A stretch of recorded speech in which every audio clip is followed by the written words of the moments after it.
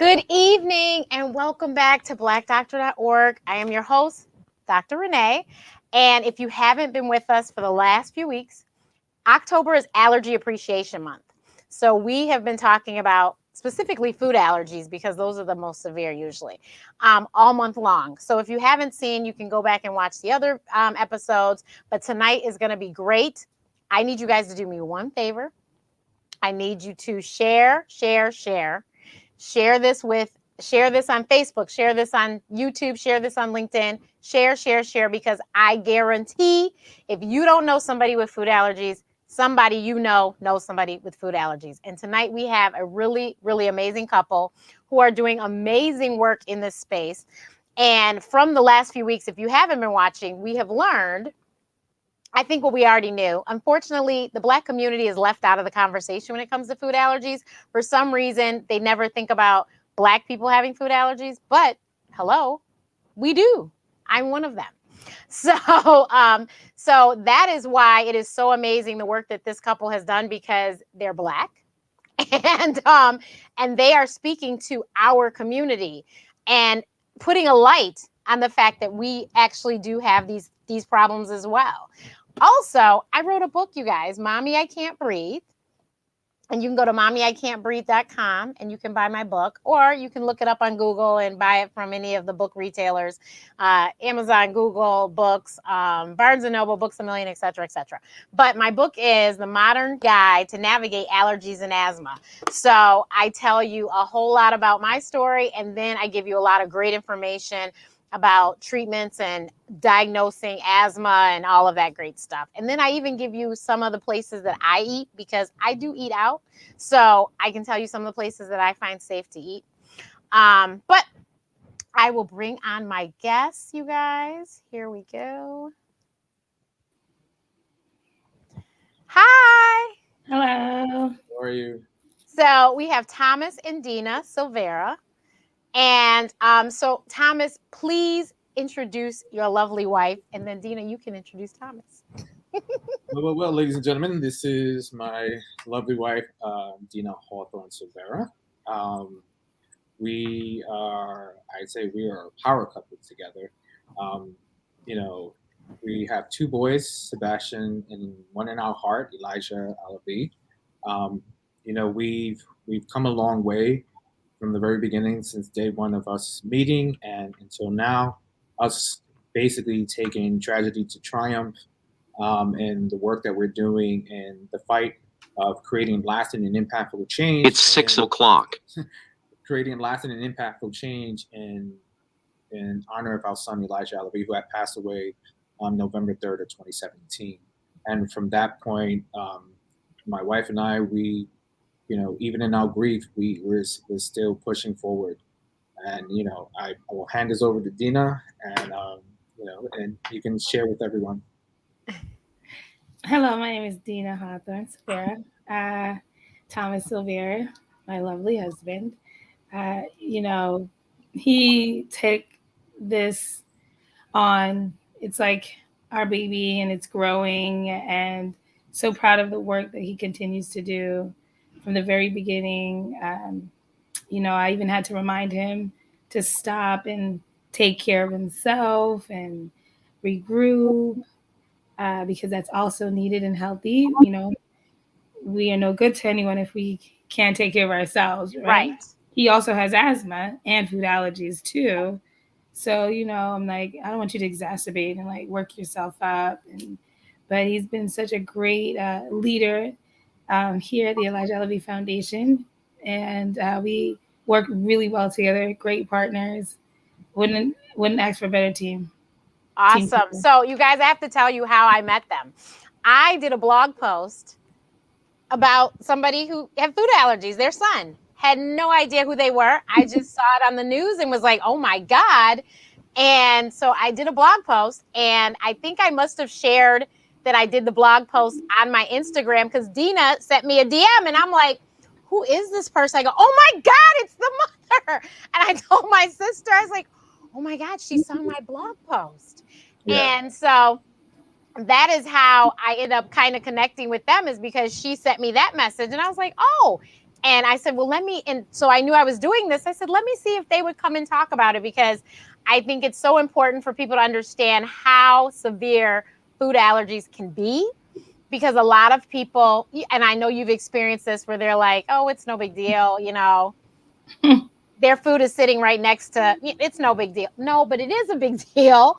And people don't realize, hives is one thing, and there is somebody in the audience that said that their child has chronic hives, and I really do agree that you might want to see an allergist. I'm not sure that your doctor you're seeing is an allergist, but and they could possibly grow out of those hives, just like I grew out of some of my food allergies. But hives is one thing. Like I told people, if it was just hives for some of the foods, I might eat them, but Yeah, it's not hives. So, right. Right.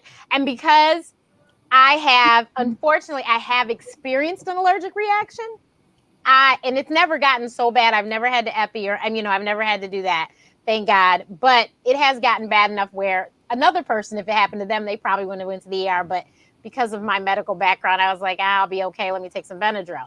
But it literally 2 seconds, a crumb, and my throat started closing. I couldn't swallow. Spit was just coming out my mouth, and I'm like, oh shoot, something I ate tonight. So people need to understand it can happen like this, and it can happen with the smallest amount of food. Like That's literally, there's a story in my book. I ate a crumb of a muffin when I was in college in the dorm cafeteria, and literally 2 seconds after it passed my tongue, I was like, oh no. I left my tray right there, went to my room, because I was like, oh my God, I'm going to stop breathing in a minute. Like, I had to hurry up and do something. So I want you to, either one of you, whoever, please tell the story what happened to your son. should I? Yeah, you can say it. All right. So for those of you who don't know the story behind my wife and I and our son Elijah Alavi, so on November 3rd, 2017, I go this kind of like take a couple days back, us getting him ready for daycare, him enjoying himself as a young little boy, was full of energy, and but on November 3rd, I remember receiving a phone call while I'm a certified surgical technologist, and I was in the middle of assisting a surgery, and my phone was just ringing off the walls, and when I finally had the break, and I get that phone call saying, "Hey, you got to get to the hospital." And November 3rd, by the time I got to where I had to be, it was already too late. And that man, it had changed. Sorry, it it had changed our lives. Not just mine or my wife or my son Sebastian. Everyone who has been involved with us, it has changed their life tremendously. And and even in, like I said, we're still in our grief. Everyone is still grieving to this day. Even people that we don't know who have reached out, they grieve with us, and it's sad to hear that because it's not their pain, but they feel it. Right. That was And me. That's why I posted it, because I was like, oh my God. Because first of all, the deaths that I had heard of with food allergies, I will say most of them were white. So when I saw, I was like, oh my God, Alicia, you see this cute little boy. My sister lived in Jersey too. So, and plus my family, we're all West Indian. My family lives in New York as well. So I connected and was like, oh my God. yeah, so it was mentioned to us that he was fed a food that contained an allergen, even with us documenting everything that is needed in order to provide the center with the proper documentation. You can't bring your child to school without having that allergy information, that medical information, the EpiPen, the nebulizer. Everything needs to be there before your child enters the center. That's what a parent does. A diligent parent will make sure they cross their T's and dot their I's and put these in place. 504s, IEP. My wife is a beast when it comes to that. When you have all that information in place and you have the trust of the child care center that tells you, yes, we do understand this. Yes, we do this. Yes, we do that. It gives you peace of mind. But when the system fails you on that, Yeah. how do you continue to trust? So that's why my wife and I, she was amazing when it came to looking into policies and legislations and you know finding that how isn't there a law that protects childcare? and we did our research. We worked with organizations to kind of like put this legislation together, and it wasn't until like 2018 they passed it in the Senate, but it didn't have the language that she wanted, that we wanted.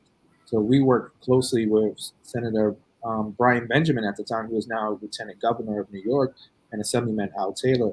We literally just rewrote that whole section. My wife, she's great when it comes to English grammar and so forth, and then working with their people in terms of creating a law language that the legislators need to understand, because how we put it and how legislation is read is totally different.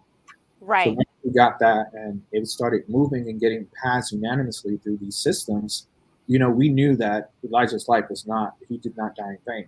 So we kept pushing forward and kept being proactive about everything. And we grassrooted this whole entire thing. We didn't just give it to them and just wait and see, because it doesn't work that way. Mm-mm. If you want to see results, you have to be about it while you're You have talking to about stay in their faces. it. Exactly. And we did that. And we Even did that while grieving. Like, That's crazy. Like, and please, okay, what's your background, Dina? Because I'm like, first of all, I tell everybody politics is not my conversation. So I'm like, oh my God, how amazing. yeah, it's my background is not in politics either. It's just when I was in school, I like to learn a bunch of things. And Okay. so I focused more on music, fashion, and business. But I remember when I was younger in like junior high school, I was going to be a lawyer. So I from junior high school to like maybe ninth grade, I was really focused in like civil and criminal law. And by the time I went to college, I still dabbled in it a little bit.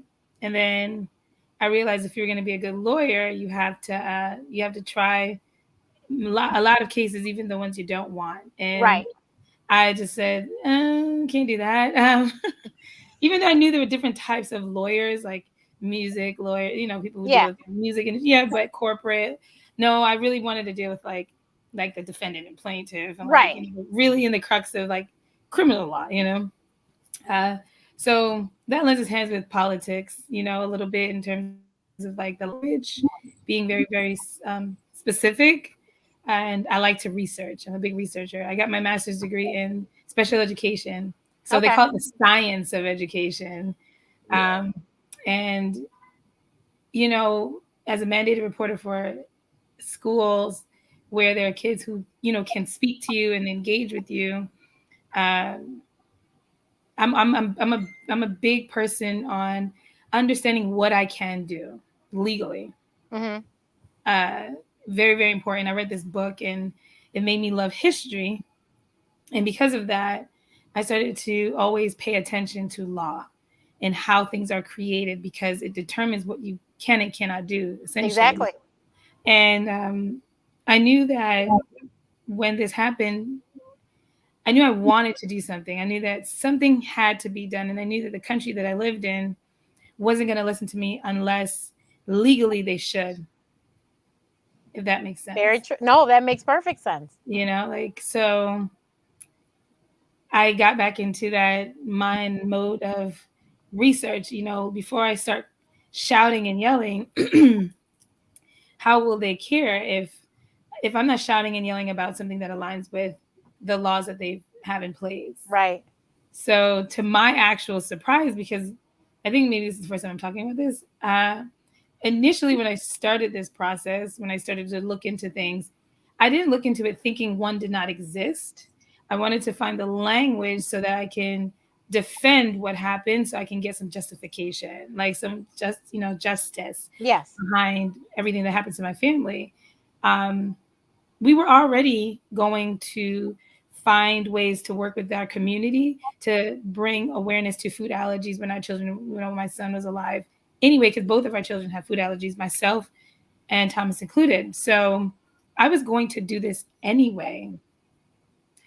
So when I was looking into the law, it was specifically to see how I can fight for justice for my son and for anyone going further. I was surprised that there was none. That's how, then of course, it developed this fury inside me. Like, as an educator and a mandated reporter, I have to take all these certifications, jump through all these hoops to make sure that, our students are protected, and not just their minds, but their bodies. We take on so much responsibilities as educators in that building. And to know that the most vulnerable babies, Right. the language is so loose. Correct. There's no real mandates for anything. And I was just like, how is that even possible? Babies can't talk to you. Like, I don't care what anybody says. A Right. 3-year-old is not responsible for themselves. I don't care if a 3-year-old points to their throat. You, the adult in the room, have to be able to understand what's happening. You can't leave the responsibility up to a 3-year-old to identify if they are going through distress. That's Right. just ridiculous to me. Yeah, If and we're it's not expecting older children to do that, why would you? then Yeah. why would we put that level of responsibility on toddlers and Yeah. babies? Mm-hmm. Like, who's responsible?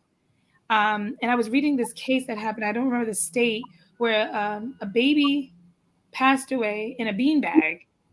And because of the law and the way the law was written, they got off. Oh, Mm. yeah, nothing happened. And it angered me. And I said, this is why it's important to know laws. Right. Why it's important to know the policies and the regulations and things that are on the books, so you know how to fight for yourself in your community. So that's really what started all that. Like, So all what of happened with this. the daycare?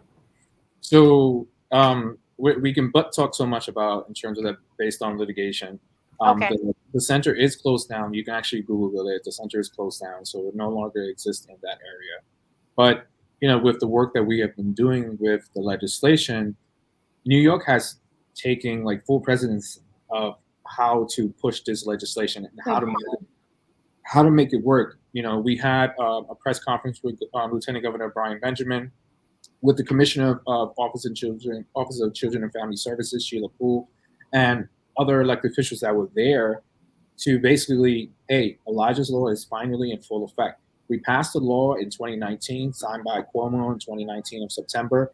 Is that due to the pandemic, we had that halt with a lot Right. of legislations. Yes. We had this done last year, but they really pushed the needle with that and made sure that they got everything done the way it should be, and making sure that every single childcare center in New York State, not just randomly, it's every New York State childcare has to be in compliance with the regulations. The new regulations have to do the training.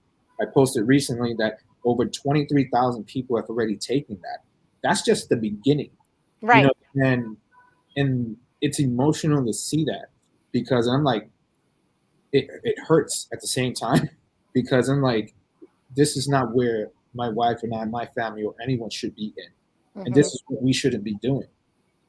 But it's something like, I didn't choose this path or this purpose. Now this path has been chosen for me, and I have to Right. lead that.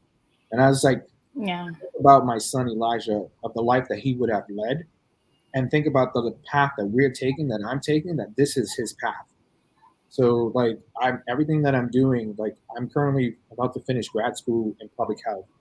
So I changed the trajectory of my career to go into public health, Wow. to focus on the underserved communities, the Black and Brown, Hispanics, especially, that the health disparities are focused on asthma and food allergies, that these resources are not provided to these communities. And that's why we started the Elijah Alabi Foundation, because we know that the underserved communities are not given this type of privilege. Even those, I remember watching a video that a woman had said, she's like, I know that I have the funds to provide this type of service for my son, but there are other kids that are struggling with asthma and food allergies that can't, in the underserved community. And she mentioned, she's like, I'm privileged, but these children are not. And it was so great to see that, because it was a Caucasian woman, and it's a predominantly, like, the food allergy community is predominantly Caucasian, and we don't hear a lot from the African American or Hispanic community, because this is not something that we see as familiarity, to be But familiar. I think that Or honestly, it's the disparities. So therefore, what happens is we're not diagnosed. Correct. So there are many of us that have allergies, but if you weren't, you didn't get to go to the doctor the way that you should, and you didn't get to the doctor, or you weren't going to a doctor, you were going to the clinic, and it wasn't even necessarily a doctor you were seeing, or you didn't see the same person every time. All those things play into it. Yeah, If you and culture have to too. talk to, what'd you say?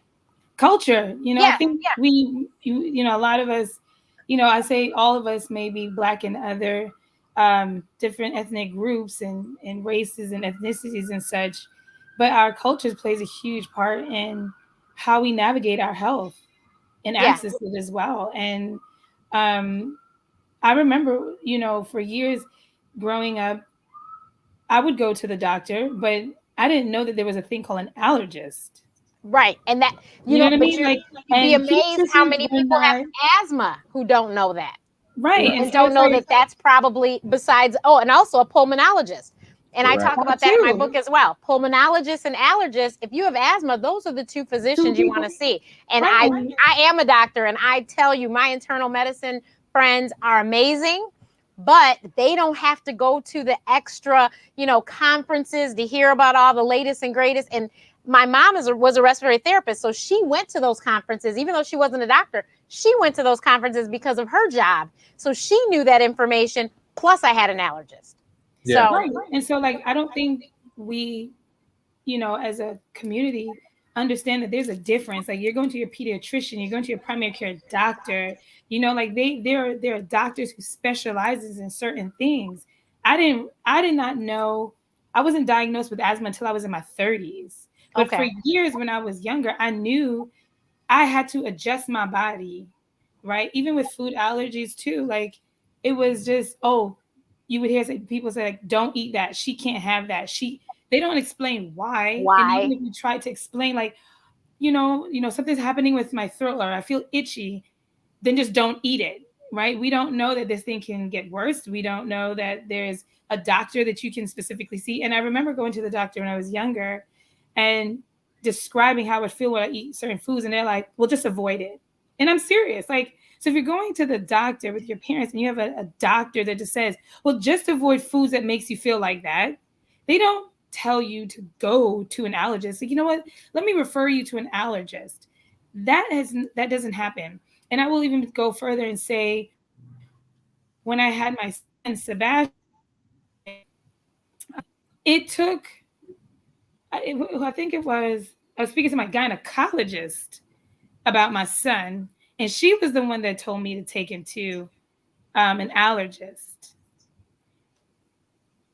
Wow. And then because she told me that, when I went to his pediatrician, I said, I told her I was talking to my gyno, talking about my son, and because when he was a baby, he was milk sensitive. We had to put him on Nutramigen. I didn't even know that was a thing, and so the doctor was like, okay. She took some of his blood. He was still little, and I remember being at my grandmother's house, and that day I wanted to introduce him to peanut butter. That very day, I'll never get, because I got the call as I'm in the kitchen with my grandmother. My son's in the living room, and I pick up the phone and I'm telling my grandmother, like, I want to, I think I was gonna put on like a soft carrot or something to introduce it to him, because in my mind I was like, I know there are kids with like food allergies. I mean, with peanut allergies. I've been hearing about it, and I'm like, well, I don't want my son to have a peanut allergy. So I get the call and they're like, did you ever give your child peanuts? And I was just like, no, don't. And I was just like, why? Oh, he cannot have peanuts. He is extremely allergic. Now, I never gave him peanuts. So I was like, I don't even know where they're getting this information from. So now I'm like, you know what? I'm going to take my son to an allergist. Mind you, the pediatrician doesn't tell me to take him to an allergist. They just tell me he Oh, just can't have peanuts. Don't give it to him.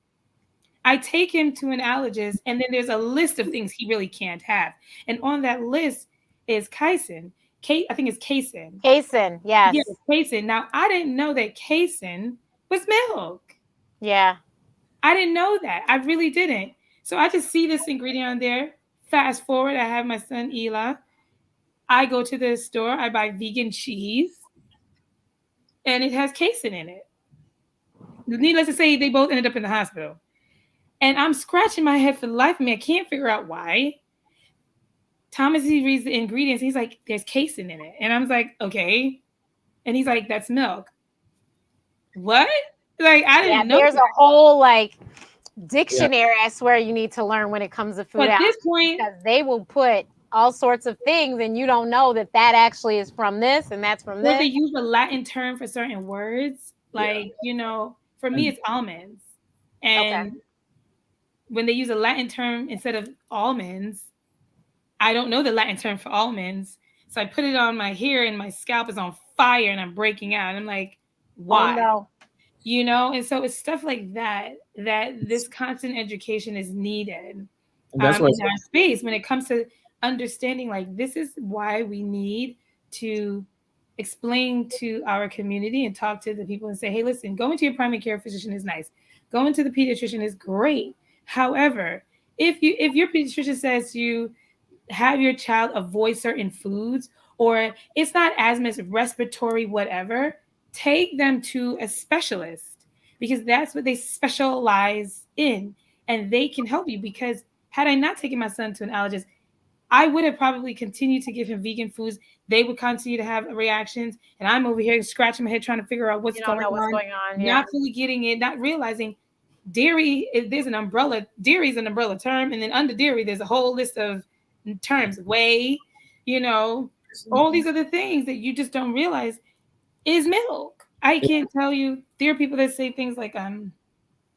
well, you're lactose intolerant, so no, if you can't have milk, then you can have lactate milk. No, you can't.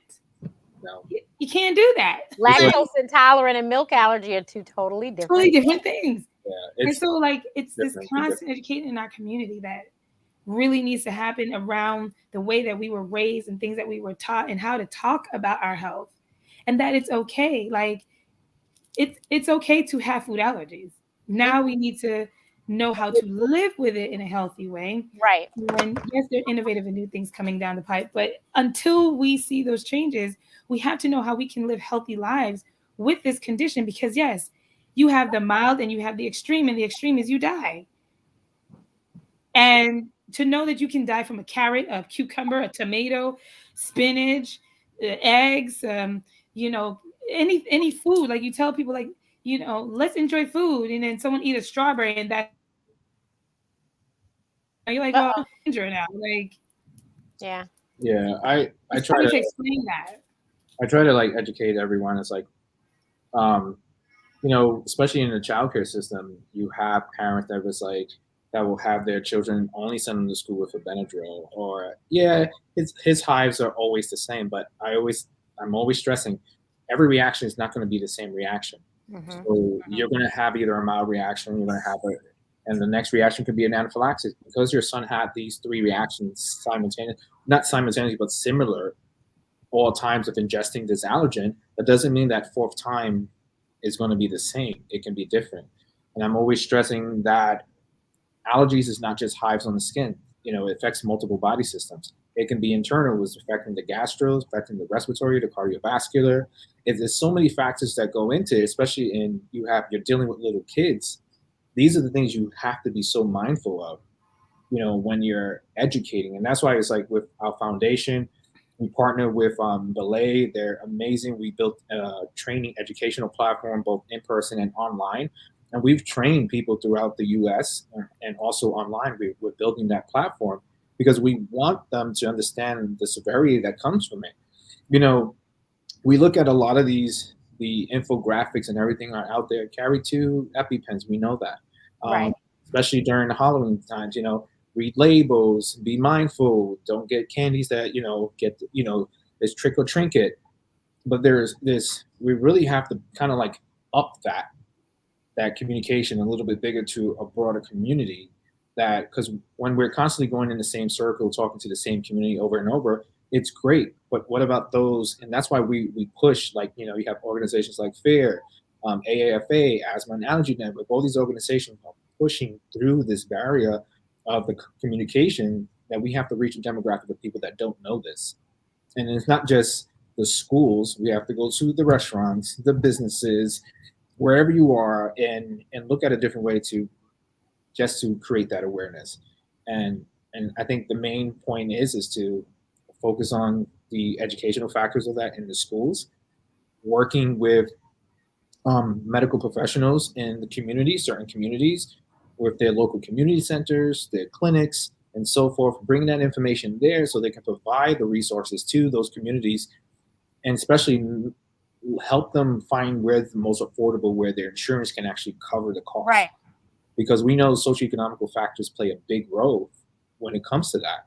So if your socioeconomical factors play into you not affording that right healthcare, you're not going to get that healthcare. I spoke with a woman at an event.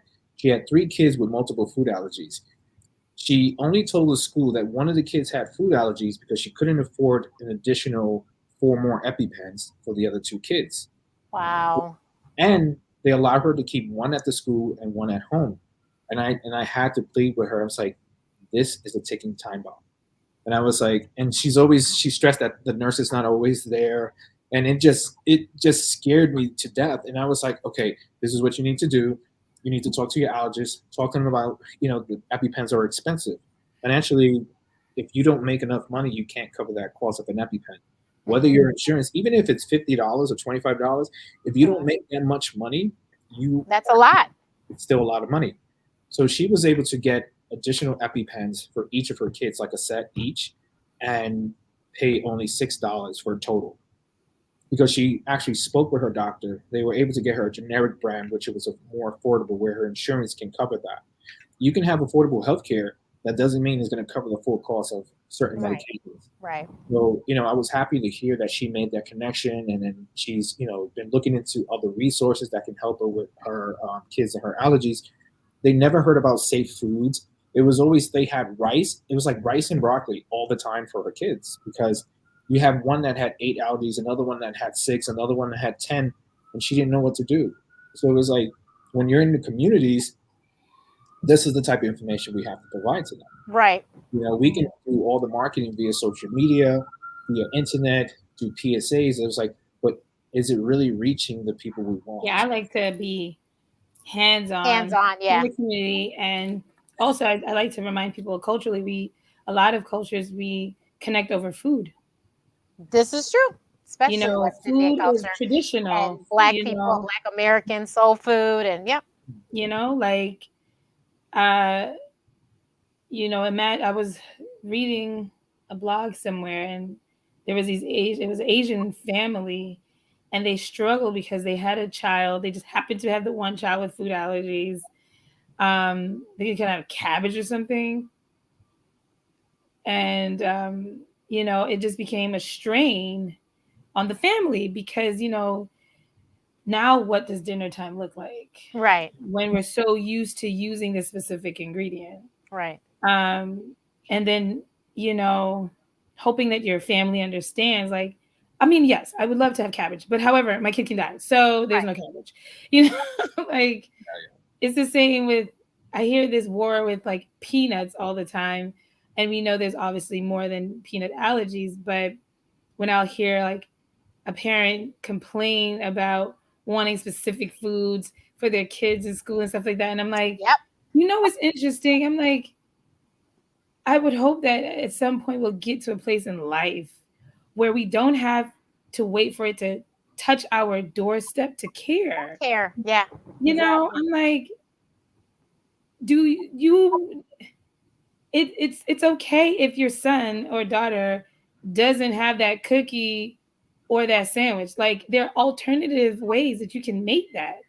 Mhm. Yeah, and you're right. There's people that are just like, but I mean, why can't they have PB&J? And I'm like, I mean, You can't be more creative than that. I'm sure right, your son and daughter would really love really to have a appreciate different it. lunch Yeah, on a Monday. it's a battle when it comes, especially to the school system. That especially with peanut being like one of the, although peanut is one of the more prominent ones that are talked about the most, but dairy is one of the heightened ones as well. But I've And heard that parents will fight against the school board because their children are not allowed to bring peanut butter and jelly sandwiches, but they don't understand the underlying factor. If we bring this, someone can be severely harmed or die. There was a principal of a school, when she took over, she eliminated peanut butter from the school not because of the arguments of that, because she has a severe allergy to peanuts. Herself. Yeah. I love it.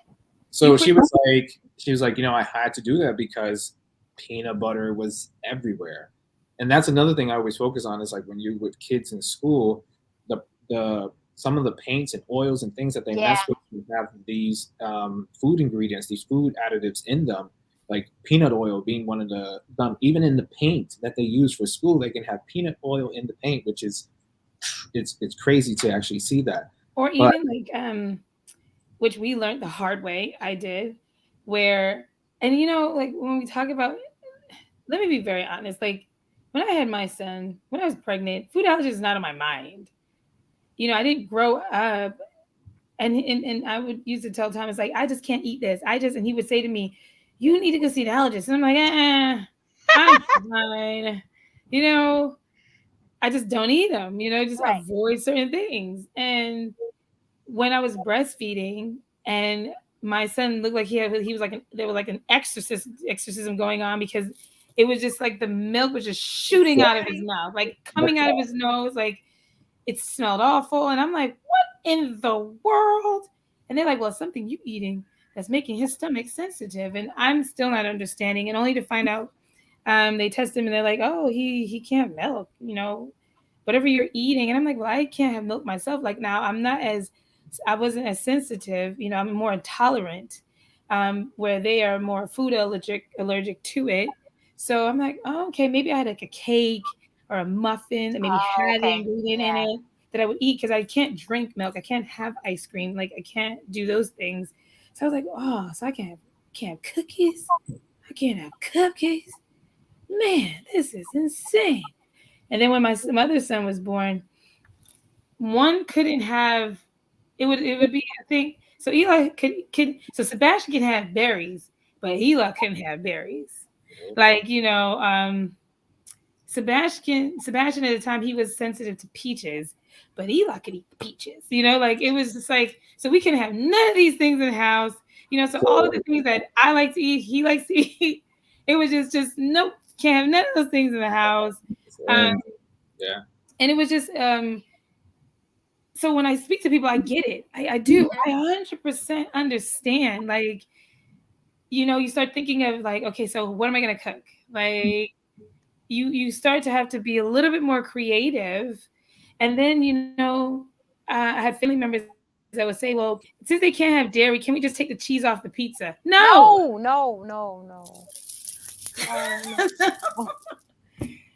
And I think for my family, it was like, you can die from this. And it's like, yes, you can. And it was so hard for some of them.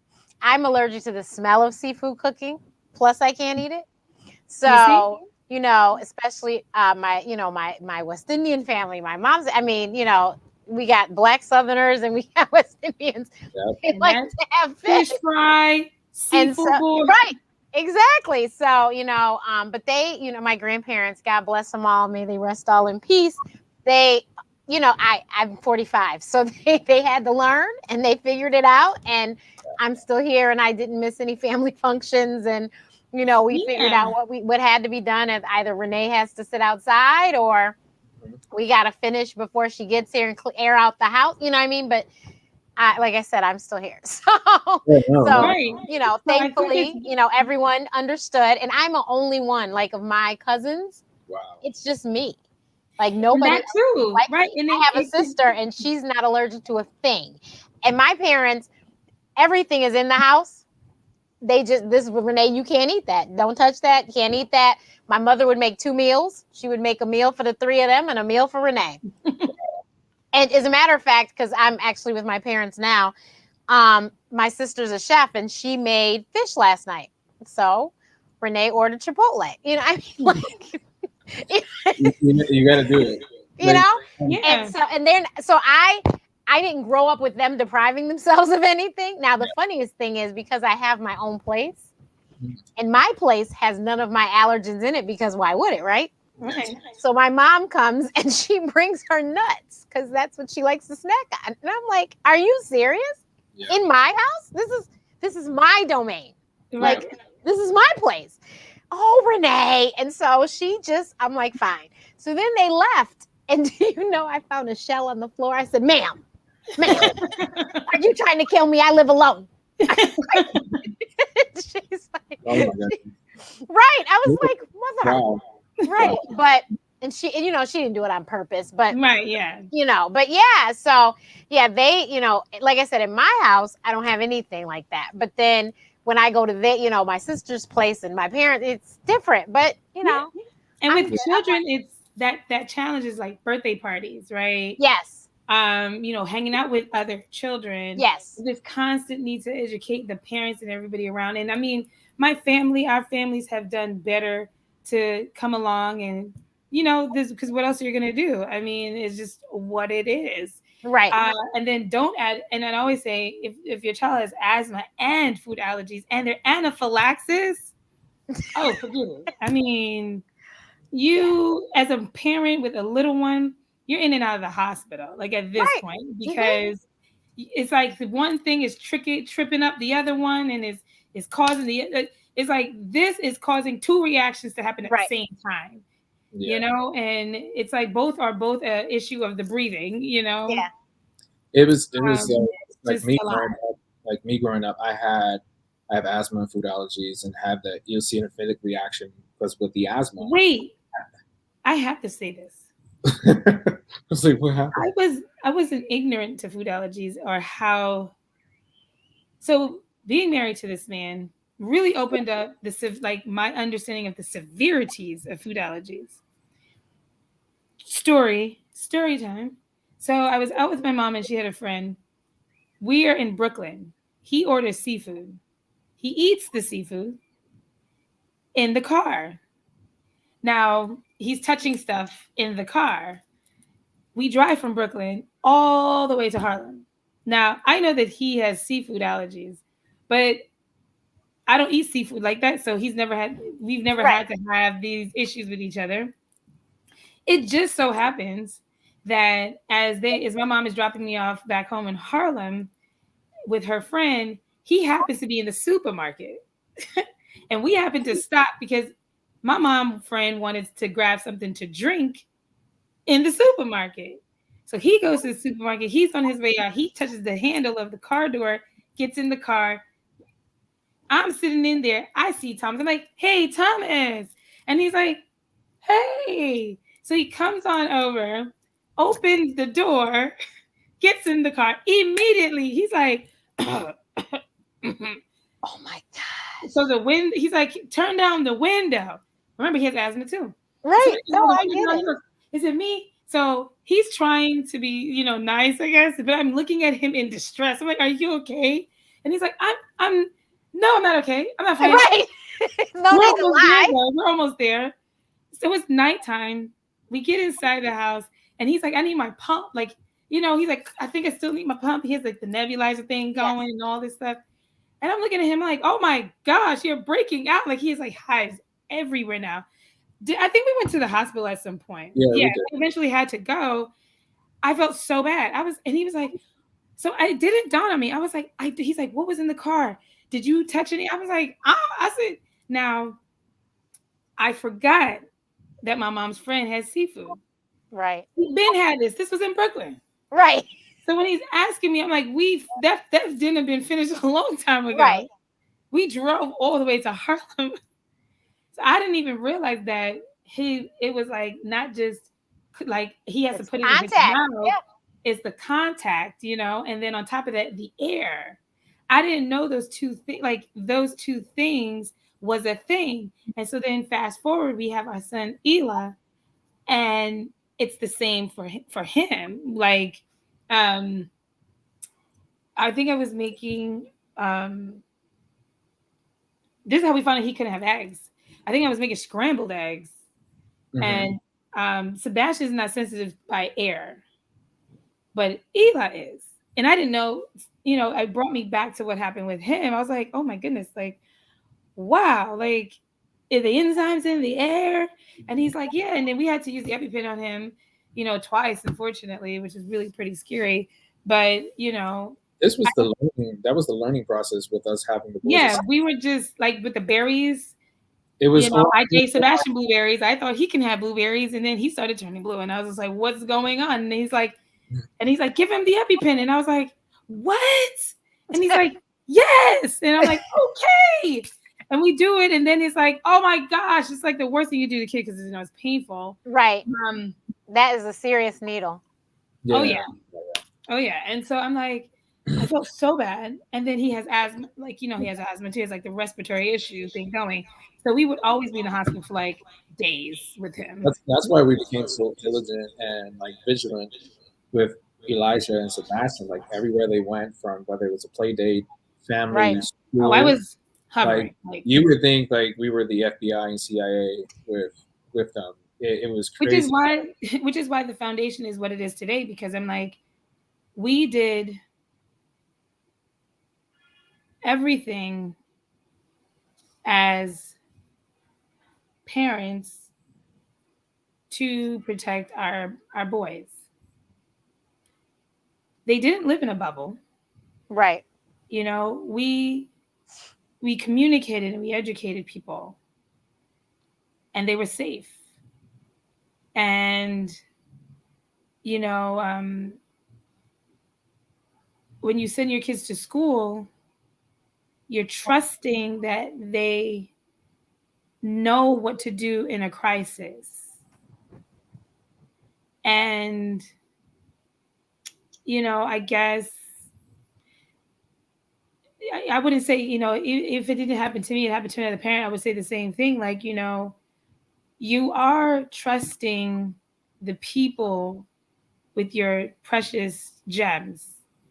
And if they're telling you they have what it takes, and you are communicating and you're doing your part, it really sucks that you take your kid out of a safe zone and you think you're putting them in a safe zone, and you're not, and I've healed past the point of going in my head about it, but I can only imagine, like, somebody there going, we always do this. It won't happen. It's not that bad. Right. And this is why I try to tell people, it's like, I'm telling you, it's not a good feeling. You just, Yeah. you don't want to see what could happen. You don't want to be in that situation. It's not a comfortable, when you have older children or younger kids, it doesn't matter, but your older kids, they can talk, they can ask for help. Hi, baby. What are you doing? What are you doing at Daddy's meeting? Oh, well, we're supposed to be together in the meeting, but because mommy's here, we have to. That's our other little one. It's tough, like, you don't ever want to make that assumption that you're going to take that chance. And this is why our foundation, we make sure, like, these schools, I'm like, let me tell you, as an educator myself, I don't know what I would do if I had to carry something like that. Right. I mean, as the That's not caregivers, a I feel oops. horrible. Yeah. You know what I mean? Like, that's not a oops. No, that's That's not horrible.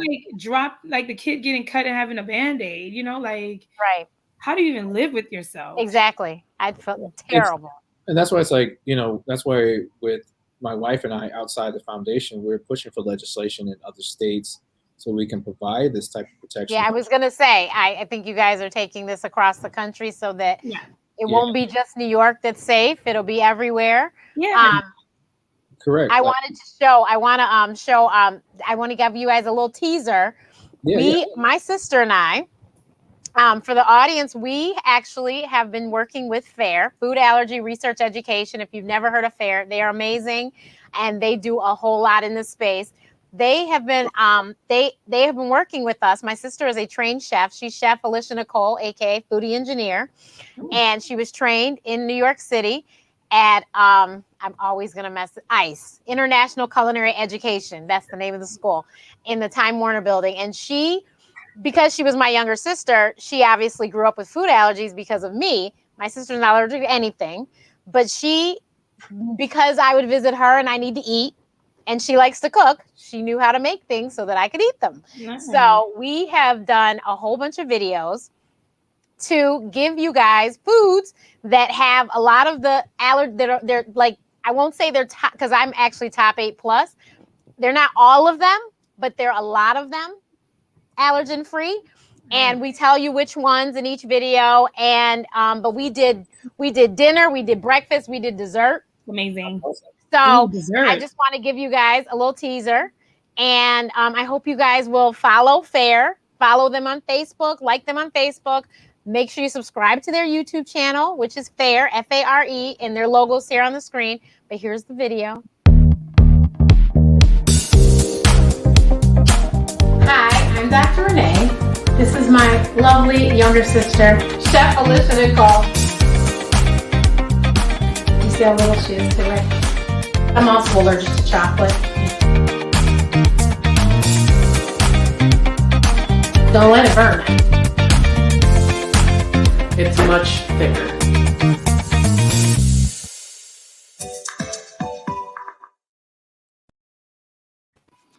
So, thank you. So I'm going to give you what I did. I don't think I saw, but potato salad. We made potato salad with no eggs. Yeah, that's the best. This is the best. And so a lot of people are like, huh? And my sister, because, you know, she's been eating these things all her life. She was like, this actually tastes like potato salad. And we made brownies that didn't have chocolate. That's awesome. That I gotta.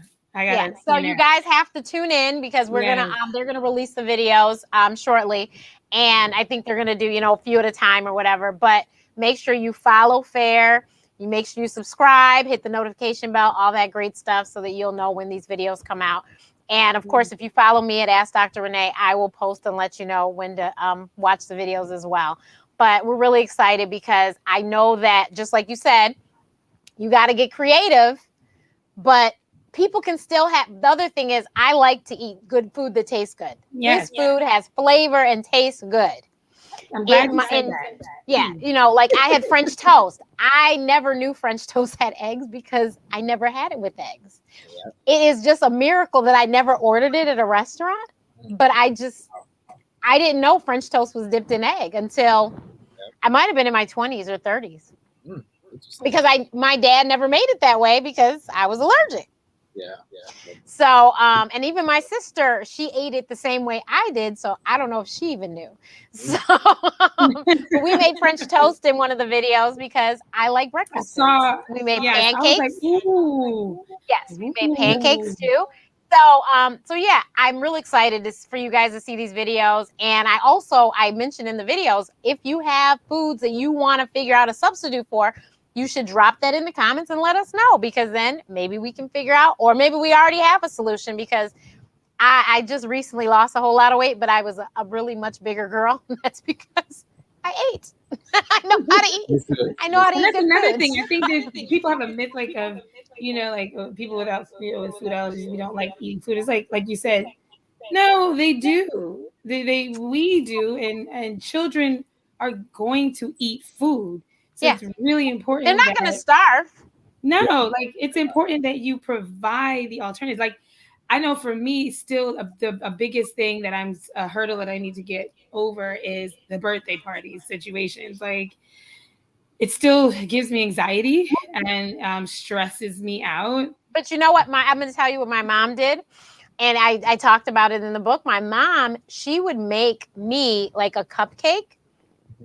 And that's what I would take with me. Also, I couldn't have ice cream either. I can now, thank you, Lord. But I couldn't then. And when I'm 45, like I said. So back when I was younger, they had single serve goat's milk. They didn't have all these varieties now. You know, they got oat milk, they got coconut milk, they got all these different. Oh, we made ice cream too, me and my sister. But in the videos. But they had goat's milk was single serve. So she gave me my cupcake and my ice cream. And she's like, here you go. And that's what I took with me. And then, you know, back when I was a child, you could actually celebrate birthdays in the school. Yeah. So this is what I did at school too.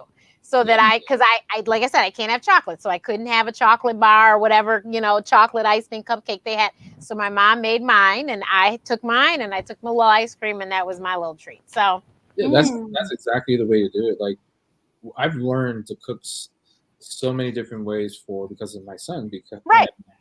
like I with the whole no milk, no eggs. Yeah. He bakes.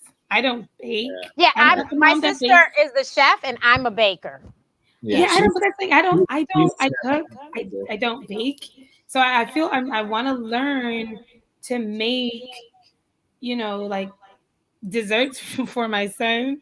But Well, he'll tell you you can real watch quick, our like, videos. Mommy, Yeah.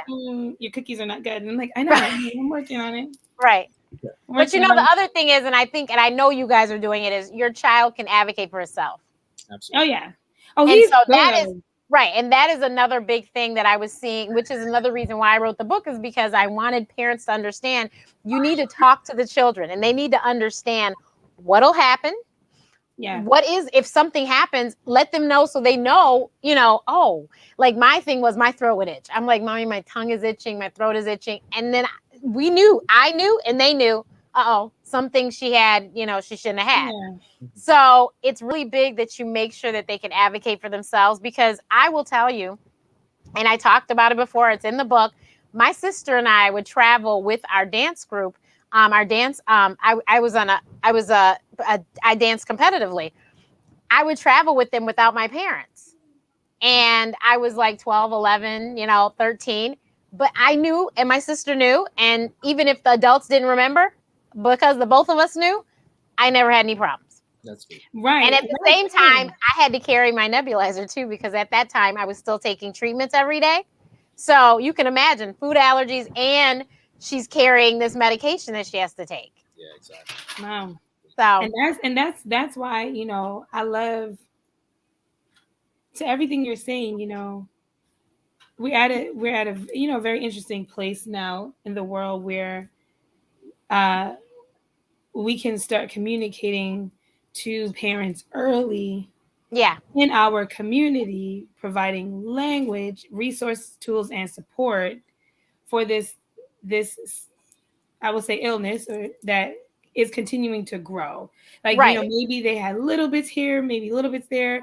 But when I think about it, I feel like everyone was somewhat experiencing it. It's just the way that we communicated about it was differently. Like I said, I think about my childhood and I'm like, oh, I've had allergies my entire life.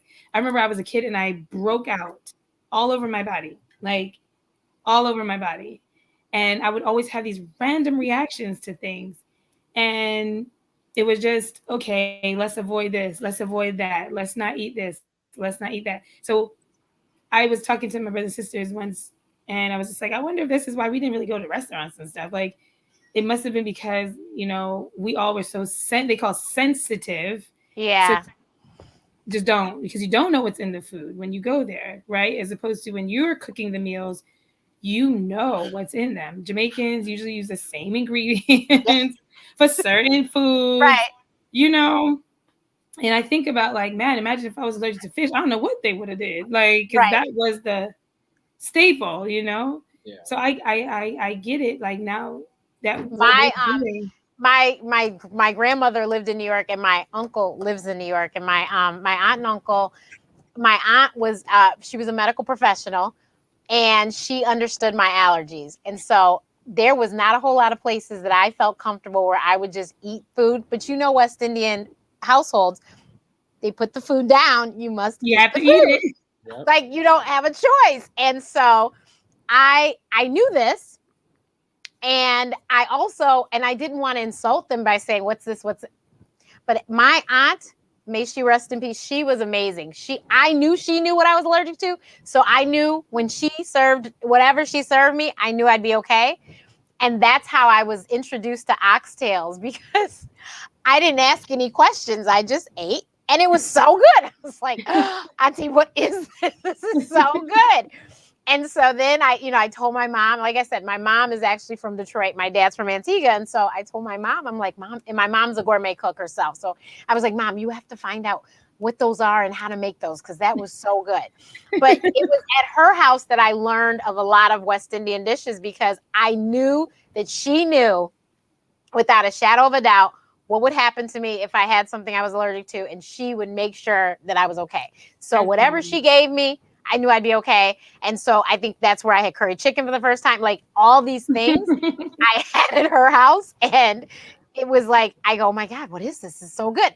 But I knew that she would, take care of me. And so that's important. If if you can find a family member that, especially like I said, in our household, you can't just not eat. You have to eat the food. So you need to make sure that you can trust the person that is feeding your children. Absolutely. But where can people find out more about Elijah? Please tell me. I want to pronounce it right. What is it? Elijah what? Elijah Allergy Foundation. Allergy. Elijah Allergy Foundation. I want everyone to please follow you and support you guys, because you guys are really doing amazing work. So please let us know where we can find you guys and continue to support, how we can support. Yes. So you can find the Elijah Allergy Foundation. Go to ElijahAllergyFoundation.org. And you can reach us on Instagram at Elijah's Echo, on Twitter at Elijah's Echo, on Facebook at the Elijah Allergy Foundation. You can find us on those platforms. We provide bevy of resources. We respond rapidly when someone has questions. And if we don't know the answer, we send them to someone that actually will help them with that.